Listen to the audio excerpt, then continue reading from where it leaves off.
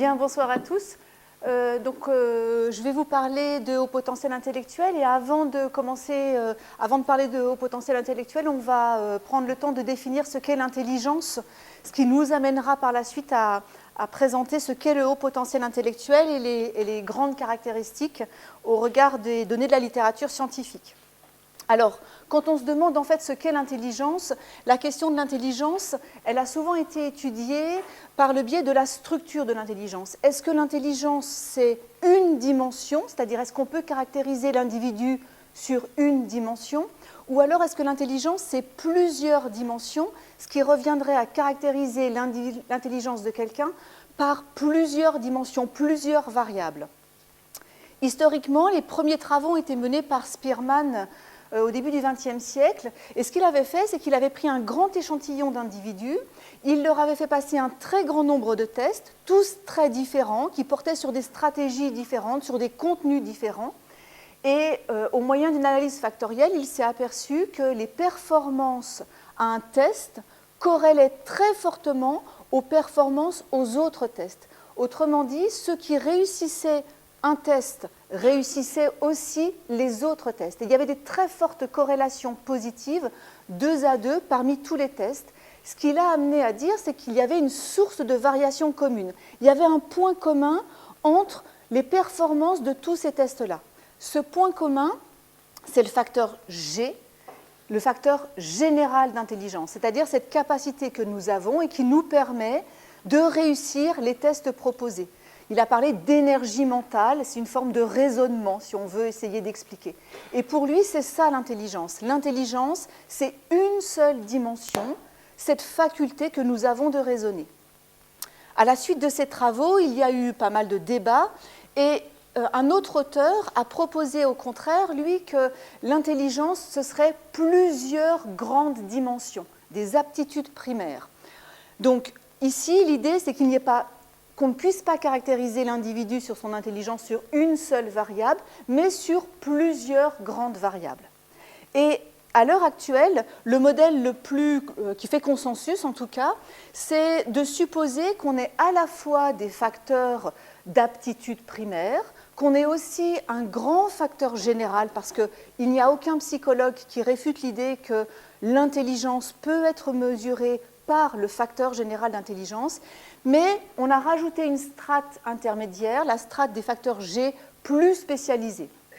Donc ce modèle, qui est le modèle de Cattell, Horn et Carroll, qui est un modèle qui constitue la base à partir de laquelle des tests d'intelligence, des batteries d'intelligence ont été proposées, et qui propose donc que si on veut caractériser l'intelligence d'un individu, on peut soit mesurer le facteur général d'intelligence, soit mesurer plusieurs facteurs généraux d'intelligence, tels que le raisonnement logique et la résolution de problèmes, la capacité à organiser les connaissances, qui est très liée aux apprentissages scolaires, la capacité à traiter des informations visio-spatiales, la capacité à être rapide dans le traitement de l'information et tout ce qui touche à la mémoire liée aux apprentissages. Alors on peut faire soit le facteur G, soit ses sous-facteurs, soit les deux, en fonction des besoins qu'on a de caractériser l'intelligence de l'individu.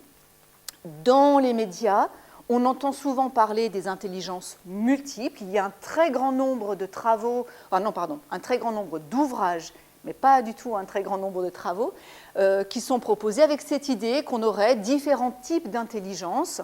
Dans la littérature scientifique, le consensus est plutôt de dire que cette théorie de Howard Gardner propose non pas des intelligences, mais plutôt l'identification de talents. En fait, lui proposait qu'il existait des intelligences multiples indépendantes, non liées entre elles.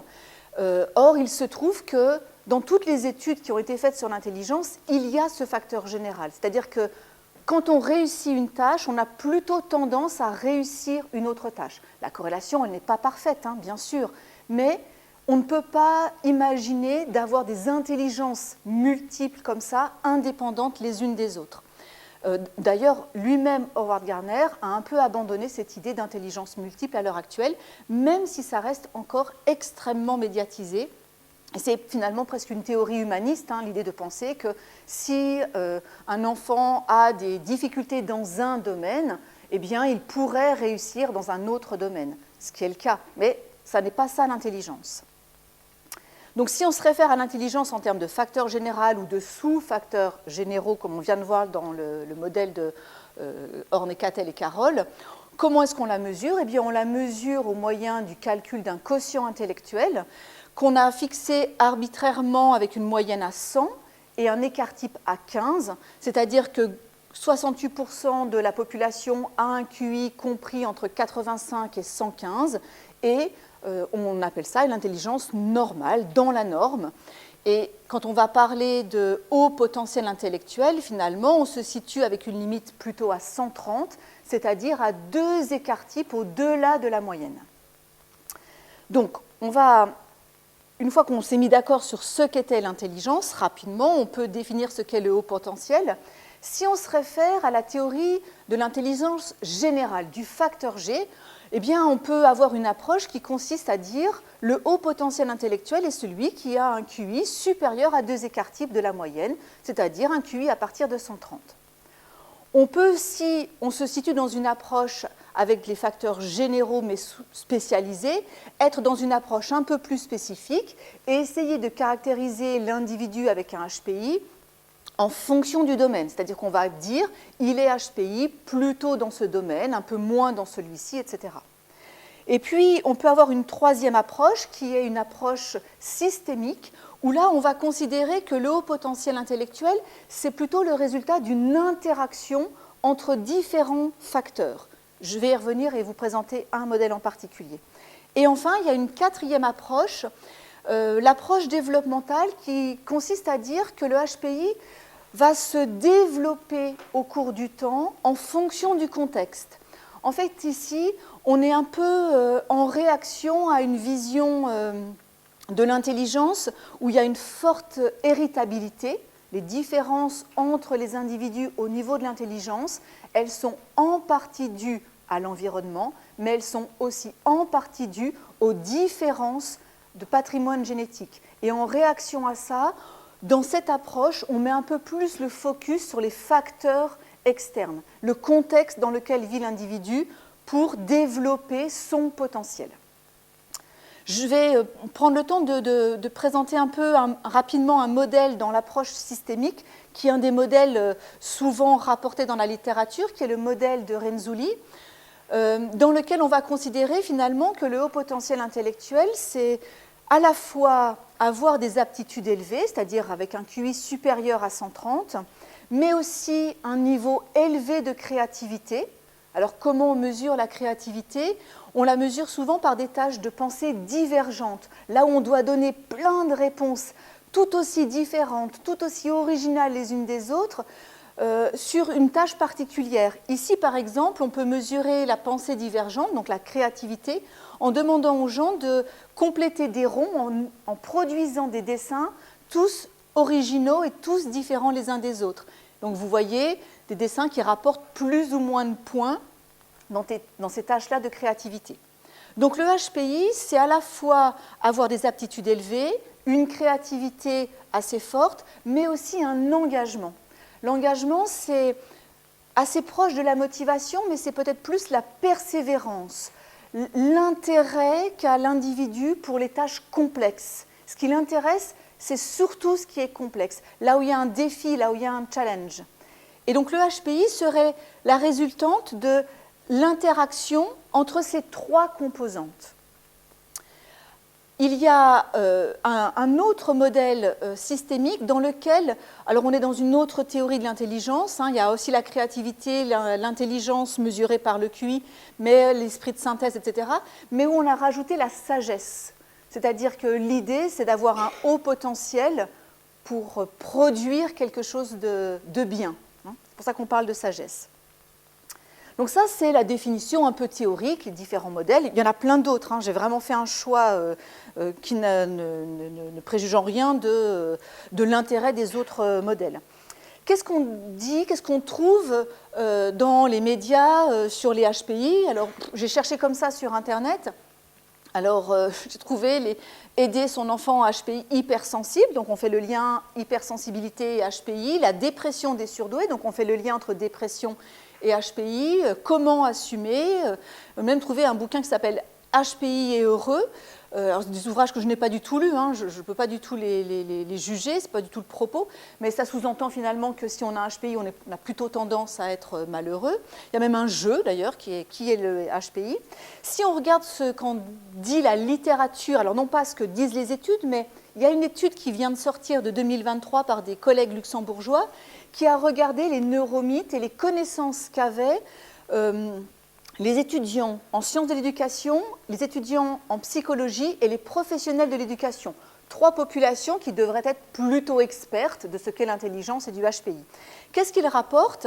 Alors, ce gros schéma, en rouge, vous avez les réponses incorrectes, en vert, les réponses correctes. Donc, il y a plein de réponses correctes, plein d'idées correctes sur le HPI, mais il y a quand même des choses incorrectes qui sont systématiquement rapportées par cette population. Par exemple, un QI élevé n'est pas le seul moyen objectif pour mesurer les HPI. La théorie des intelligences multiples devrait être prise en compte. Et ça, c'est rapporté par plus de 71%. Une autre erreur, les ados HPI sont plus anxieux et plus hypersensibles que leurs pairs à cause de leur cerveau particulier. Mais il y a aussi quand même des choses vraies. Le HPI disparaît à l'âge adulte. Très très peu de gens disent oui, donc tout le monde reconnaît que ça c'est une affirmation fausse. Donc même dans les médias, on entend tout et son contraire sur les HPI et plutôt des choses négatives. Et puis quand on interroge les populations qui devraient être plus expertes, on trouve aussi des éléments faux. Alors si on regarde vraiment la littérature scientifique et les études qui ont été menées chez ces HPI, il y a une méta-analyse, une revue de questions qui vient d'être publiée en 2024 sur un groupe de 104 études qui ont été menées chez une population enfants, adolescents jusqu'à l'âge adulte, HPI, qui ont contrasté comme ça 2 groupes, donc des études qui ont bien comparé ce qu'on trouvait chez les HPI versus ce qu'on trouvait chez les individus tout venant, avec des mesures comportementales et des mesures électrophysiologiques. Dans les grandes lignes, ce qu'ils ont rapporté de cette revue de questions, c'est 1. Les HPI ont une mémoire de travail plus élevée, c'est une mémoire qui leur permet de traiter de l'information et en même temps de mémoriser une information. Par exemple, parmi vous, il y a des gens qui prennent note.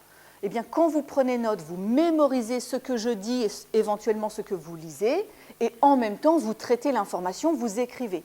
C'est une mémoire qui est centrale dans tous les apprentissages. Quand on stocke et qu'on traite simultanément. Quand on fait du calcul mental, une dictée, etc., il y a toujours la mémoire de travail. Les HPI ont une mémoire de travail plus élevée. Ils ont aussi une capacité d'inhibition plus élevée. La capacité d'inhibition, ce n'est pas être inhibé, hein, c'est être capable de bloquer les informations non pertinentes, être capable de bloquer les automatismes. La maman de Toto a 3 enfants, pif, paf, et on a envie de dire pouf, sauf que c'est Toto. Pour répondre, pour raisonner, il faut faire preuve d'inhibition. Il faut bloquer les premières pensées qui nous viennent à l'esprit pour pouvoir mettre en place un raisonnement. C'est une capacité extrêmement importante qui prédit la réussite scolaire, etc., qui est plus élevée chez les HPI que chez les sujets tout venant. Ils ont aussi de meilleures capacités de planification, planifier les différentes étapes dans une tâche de résolution de problèmes, par exemple. Et puis, ils ont des meilleures compétences de raisonnement, mais ça, c'est normal, puisque le raisonnement, c'est le facteur général d'intelligence. En termes de caractéristiques psychologiques, ils ont aussi observé qu'ils avaient une meilleure motivation, et donc là, on peut faire le lien avec la composante de l'engagement dans le modèle systémique de Renzulli. Et puis, ils ont aussi un meilleur sentiment de compétence. Ce sentiment de compétence, c'est se sentir capable de réaliser correctement la tâche qui nous est demandée. Et on sait que dans la littérature scientifique, ce sentiment de compétence, il prédit la réussite scolaire. Il est très corrélé à la réussite scolaire. Plus vous vous sentez compétent pour réaliser ce que vous devez réaliser, plus vous avez de chances de correctement le réaliser. En termes de scolarité, qu'est-ce qu'on rapporte? Parfois, on rapporte que les HPI vont avoir des difficultés à l'école. Si on regarde la littérature scientifique, à très grande échelle, là on est sur des études telles de Diri, il y a 70 000 participants pour lesquels on avait mesuré leur QI à l'âge de 11 ans et regardé leur réussite scolaire à l'âge de 16 ans. Il y a un lien extrêmement fort entre le QI et la réussite scolaire. Un lien, c'est une corrélation positive et significative. Ça marche avec les maths, ça marche avec les lettres et les langues, ça marche même avec les disciplines artistiques, c'est-à-dire plus votre QI est élevé, plus vous avez une réussite scolaire élevée. Et donc là, par exemple, vous voyez sur la figure la corrélation entre, dans l'axe des ordonnées, le score en mathématiques et l'axe des abscisses, c'est le percentile. Le percentile, c'est si vous êtes au centile 50, il y a 50% des gens qui ont un score en dessous de vous, 50% des gens qui ont un score au-dessus de vous. Donc si on regarde, globalement, on a une belle corrélation. Et si on regarde ceux qui sont au percentile, par exemple 98, pour lesquels il y a 2% de la population qui ont un score supérieur à eux. Autrement dit, c'est plutôt les HPI. Vous voyez qu'il y a aussi un score de mathématiques qui est plutôt élevé. Donc finalement, on pourrait penser, parce qu'au départ, on pourrait se dire, il y a un lien entre le QI et la réussite scolaire, mais peut-être qu'à partir d'un certain seuil de QI, le lien n'existe plus. Eh bien si, il se maintient ce lien-là. Donc ça, on ne peut pas dire que plus on est HPI, plus on va être en échec scolaire. Qu'est-ce qui prédit les performances scolaires? Ça, c'est une étude qui a été publiée en 2018, notamment par Franck Ramu, qui travaille beaucoup sur le HPI et l'intelligence. 35 000 enfants français ont participé. Qu'est-ce qui prédit les performances scolaires en classe de 6e et en classe de 3e? Vous avez ici à gauche plein de facteurs. Ils ont mesuré le QI, le sentiment d'efficacité, le fait d'être un homme ou une femme, le salaire, l'éducation parentale, etc., les conversations, l'implication dans la vie de l'école. Le facteur qui explique le mieux la réussite scolaire, c'est le QI non verbal, le facteur général d'intelligence, la capacité de raisonnement. Et si on regarde les scores, les notes plus exactement au brevet, des élèves de français, vous avez en bleu la distribution, donc c'est la fréquence des élèves, la distribution des élèves en bleu, tout venant, intelligence moyenne, et puis en orange, ceux qui sont au percentile 98, donc plutôt les HPI. Vous voyez, les deux distributions, elles sont décalées. La distribution des HPI est décalée à droite. Ça veut dire que globalement, les élèves qui ont une intelligence très élevée ont plutôt des notes au brevet supérieures à 10. Alors oui, il y en a toujours qui vont avoir des notes extrêmement faibles au brevet, mais on ne peut pas dire que globalement, ce sont des élèves majoritairement en échec scolaire. En termes d'émotion et de vie sociale, qu'est-ce qu'on a dans la littérature? Déjà d'un point de vue sur les compétences émotionnelles. Les études rapportent qu'ils ont une meilleure connaissance du vocabulaire. Donc, plus on a de connaissance du vocabulaire, plus on peut discuter correctement, précisément des émotions. Ils ont une meilleure compréhension des situations émotionnelles et ils ont une meilleure connaissance des stratégies pour faire face dans ces situations. Ce qui revient souvent dans les médias, c'est la gestion des émotions, le fait de gérer plus ou moins bien les émotions. Il y a une étude qui a été publiée en 2016, alors c'est avec des enfants plus jeunes. Ils ont calculé, donc on a 3 groupes. Groupe 1, des enfants avec une déficience intellectuelle, QI inférieur à 70. Groupe 2, compris entre 70 et 130, donc très très large. Groupe 3, QI supérieur à 130. Le score émotionnel calculé, mesuré à l'âge de 5-6 ans, est de 7,5 pour le groupe 1, 7,1 pour le groupe 2, 7,9 pour les HPI. La seule différence, et c'est une différence marginale, ça veut dire qu'on ne peut pas dire qu'elle est significative, c'est le fait que les HPI rapportent qu'ils se font plus de soucis et qu'ils semblent plus souvent inquiets que le groupe tout venant. Les scores des symptômes d'hyperactivité et d'inattention sont plus importants pour le groupe d'enfants avec une déficience intellectuelle plutôt que pour le groupe des enfants tout venant. Et ce n'est pas le cas pour les HPI. En termes toujours d'émotion et de vie sociale, parfois on rapporte l'hypersensibilité, comme on l'a vu sur le titre d'un ouvrage.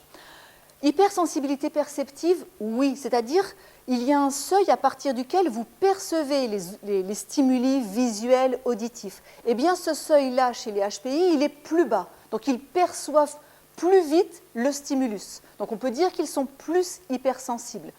En revanche, en termes d'hypersensibilité émotionnelle, il n'y a pas de différence entre les HPI et les sujets tout venants.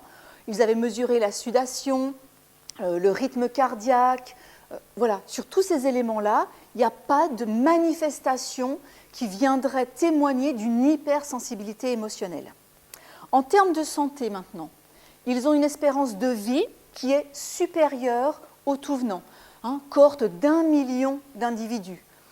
Même quand on contrôle le niveau d'éducation, même quand on contrôle le niveau de revenus, finalement les variables dont on sait qu'elles jouent un rôle dans l'espérance de vie. Le vieillissement est moins rapide. Il y avait une étude qui a mesuré l'apparence. Ils paraissent apparemment plus jeunes. Ils ont une meilleure santé physique. Ils ont calculé le nombre de maladies cardiovasculaires, etc. Même quand on contrôle d'autres variables explicatives de cette santé physique, les HPI ont moins de problèmes de santé physique que les tout venants. Maintenant, si on regarde, c'est une étude qui vient d'être publiée, la 2023, sur le lien qui pourrait exister entre le QI et la présence de troubles, de difficultés, de symptômes du TDAH. Donc vous avez à gauche là, la liste de les troubles internes, plutôt référence à la dépression, les troubles des conduites, les problèmes sociaux ou le TDAH. Et ce qu'ils ont mesuré, c'est s'il y avait une corrélation, un lien entre la première colonne, l'intelligence, le QI général, deuxième colonne, le QI verbal, troisième colonne, le QI de performance, QI non verbal. Donc, est-ce qu'il y a un lien entre le QI et ces différentes échelles qui mesurent la présence de difficultés ou de symptômes? Vous remarquerez que toutes les corrélations sont négatives et elles sont toutes faibles. Donc, au mieux, le lien entre les capacités intellectuelles et, globalement, je fais vite, la psychopathologie est faible. Et en plus, lorsqu'elles sont significatives, elles sont négatives. Ça veut dire que plus le QI est élevé, moins le trouble est présent. De temps en temps, on nous rapporte que ce n'est pas tant le QI qui compte, c'est la différence entre le QI verbal et le QI non verbal. Eh bien, ils ont fait la même chose. Ils ont regardé s'il y avait un lien entre l'écart, le décalage entre les deux QI et la présence de troubles. Les corrélations, on le voit sur les graphes, il n'y a pas de corrélation positive, il n'y a pas de corrélation négative, corrélation nulle. Il n'y a pas de lien entre une grande différence entre un QI verbal et un QI non verbal et la présence de troubles. Sur les troubles neurodéveloppementaux, deux choses à rapporter. Dans une revue de questions qui a porté sur les 15 dernières années, qui vient d'être publiée en 2003, il rapporte, notamment sur le lien entre HPI et TDAH, il rapporte que les symptômes cognitifs et comportementaux sont moins graves et que ce que l'on observe, c'est que souvent il va y avoir un diagnostic plus tardif, peut-être du fait que le HPI va masquer finalement les troubles du TDAH. Et puis je retiendrai dans une publication de 2022 que pour l'instant, en fait, on a besoin d'autres recherches parce qu'il y a un manque de preuves flagrant entre le lien, il y a un manque de preuves flagrant sur le lien entre HPI et les troubles neurodéveloppementaux. Il y a une étude qui vient de sortir en 2023, toujours par la même équipe de Franck Ramu, sur la différence de prévalence des troubles entre ceux qui ont un HPI et ceux qui ont un QI moyen. Ce qui nous intéresse, nous, c'est les points Bordeaux. C'est ce qui compare la différence entre HPI et sujet moyen. Échantillon, plus de 16 000. Donc on est sur des gros échantillons. Ce qu'on observe, il y a un petit trait pointillé, là, c'est ici au 1, c'est qu'il n'y a pas de différence entre les deux, il y a une prévalence similaire.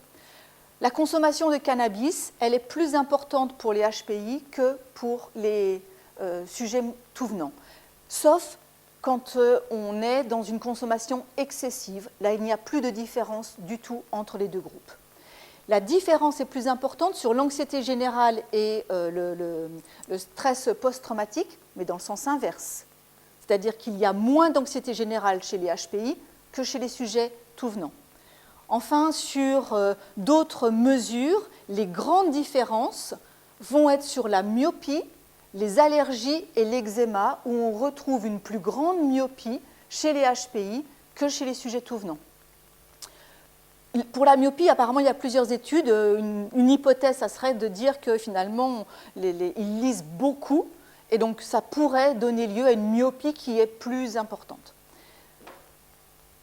Les 10 autres différences, c'est sur la maltraitance dans l'enfance, les facteurs de stress pendant l'enfance, les facteurs de stress pendant l'adulte et l'isolation sociale, où cette fois-ci, à nouveau, c'est moins fréquent chez les HPI que chez les sujets tout venant. Donc au final, vous voyez entre ce qu'on dit dans les médias, ce qu'on rapporte, ce qu'on voit dans tous les ouvrages qu'on trouve dans les rayons de la FNAC, là, il y a plein d'ouvrages sur les surdoués, sur le HPI, comment faire, etc. Ces ouvrages-là, ils ne se basent pas sur les études scientifiques. Donc il faut faire attention à ce qui est rapporté au quotidien, parce que ce qu'on va rapporter, généralement, c'est parce qu'en fait, il n'y a pas eu d'études menées correctement avec une méthodologie expérimentale où on compare bien deux groupes d'individus HPI, non HPI, ou alors les échantillons sont trop petits, ou alors il y a un biais de recrutement. Les premières études, elles ont recruté les HPI au sein des cabinets de psy. Ce n'est pas la population globale des HPI. Il y a une part de HPI qui ne consulte pas. Et donc, ici, en fait, les études qui sont importantes, c'est des études qui mesurent les liens entre le QI et les troubles. Parce qu'on prend toute la population qu'on trouve et on ne restreint pas le recrutement à une partie de la population. L'autre jour, j'écoutais une conférence de Franck Ramu et il disait que peut-être, finalement, pourquoi on trouvait toutes ces idées négatives à propos des HPI, ce serait peut-être l'idée de justice. Ça va, ils sont déjà très très intelligents, si on pouvait leur trouver quelques défauts, ça serait peut-être pas mal. Finalement, c'est peut-être pour ça qu'on est aussi autant dans cette idée qu'on ne peut pas être très intelligent et en même temps ne pas avoir de difficultés. Finalement, la différence, c'est soit qu'ils ont moins de troubles, soit qu'ils sont comme les autres. Et je terminerai juste sur les aménagements scolaires. Il y a 3 types d'aménagements scolaires. Soit on regroupe les élèves qui ont un QI très élevé entre eux, soit on enrichit le contenu en apportant plus d'abstraction, en allant un peu plus loin dans les contenus, soit on va plus vite. Je crois qu'il y avait une étude qui rapportait que si on enlevait tout ce qu'on répète, on enlevait quasiment 50% du contenu de ce qui était dit. Bon, à vérifier.